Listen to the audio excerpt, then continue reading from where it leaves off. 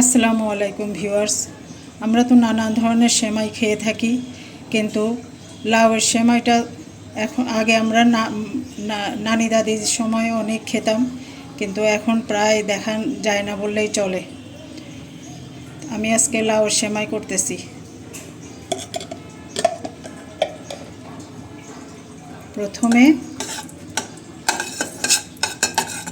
আমি 1 টেবিল চামচ গাওয়া ঘি দিলাম, তারপর হাফ কাপের চাইতে একটু বেশি চিনি দিচ্ছি।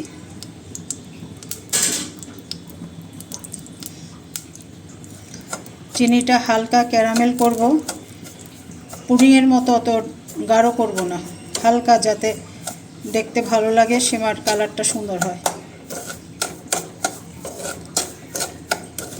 এই সেমাইটাকে আমাদের নানি দাদিরা দুধ কদু বলতো, কিন্তু খেতে এত যে মজা লাগতো। তো এখন আমরা দুধ কদু বললে অনেকে চিনবেও না, সেজন্য আমি লাউয়ের সেমাই বললাম।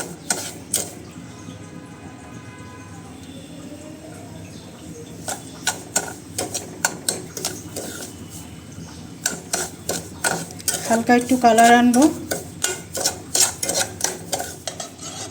এই তো আমি যে কালারটা চাচ্ছিলাম সেটা হয়ে গেছে। এখানে আমি এবার লাউ দিয়ে দিচ্ছি।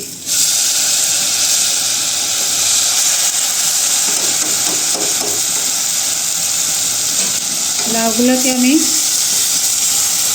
একদম চিকন গ্রেটার দিয়ে গ্রেট করে নিয়েছি।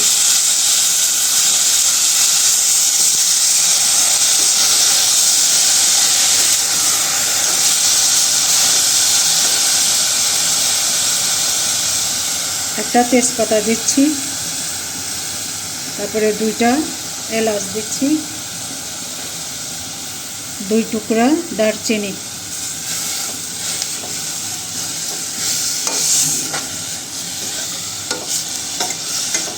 এবার জালটা একটু বাড়াই দিয়ে 10 মিনিট ভেজে নিব।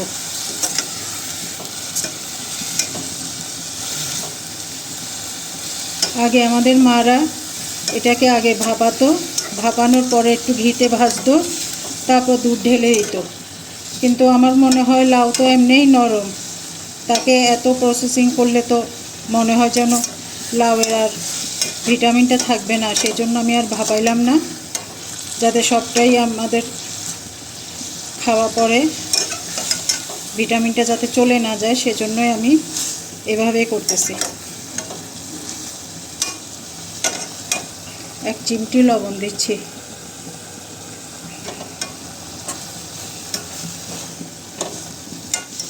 এটা একটু ভাজা ভাজা করে নিয়েছি।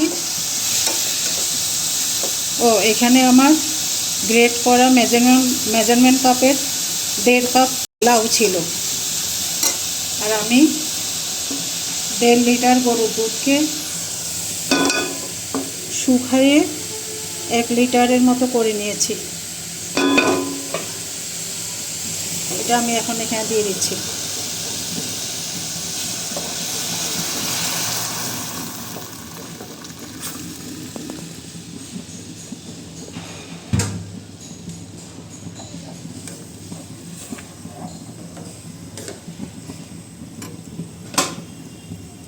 এখানে আমি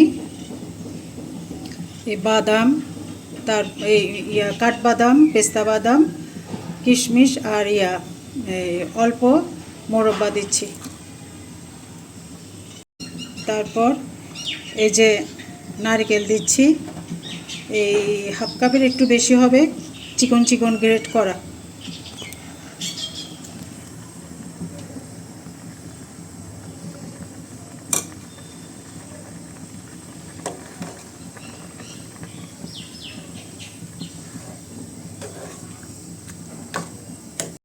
লাউটা যেহেতু আমার ভাজার মধ্যেই হয়ে গেছে অনেকটা, আমি এখানে অতটা জোশ করব না। এখানে আমি 2 টেবিল চামচ পোলাও চাল নিয়েছি, সেগুলো এখন দিচ্ছি।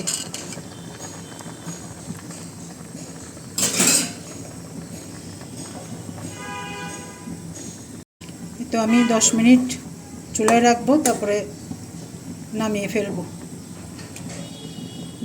এই তো আমার লাউয়ের সেমাই রেডি। সামান্য নারকেল দিয়ে গার্নিশিং করলাম।